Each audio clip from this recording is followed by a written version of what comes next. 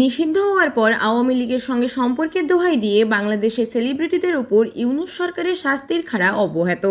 দিন কয়েক আগেই আওয়ামী লীগের প্রাক্তন সাংসদ তথা দুই বাংলার জনপ্রিয় সঙ্গীত শিল্পী মমতাজ বেগমকে গ্রেপ্তার করা হয়েছিল। এবার গ্রেপ্তার হলেন দুই বাংলার পরিচিত নায়িকা নুসরাত ফারিয়া।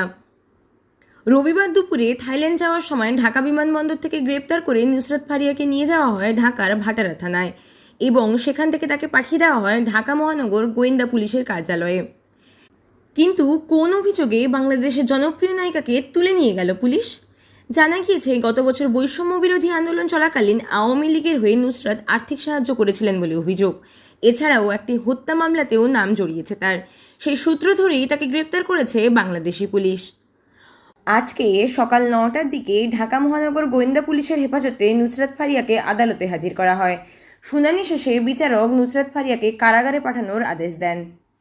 উল্লেখ্য, সাম্প্রতিককালে শেখ মুজিবুর রহমানের বায়োপিকেও দেখা গিয়েছিল নুসরাতকে। সেই ছবিতে শেখ হাসিনার চরিত্রে অভিনয় করেছিলেন তিনি।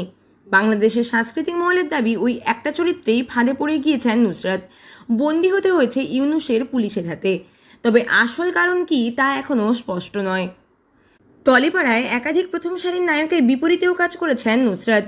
হিরো 420, বাদশাদা ডন, বস 2, ইন্সপেক্টর নটিকে, বিবাহ অভিযান, আবার বিবাহ অভিযানের মতো ছবিতে অভিনয় করেছেন এই বাংলাদেশি অভিনেত্রী।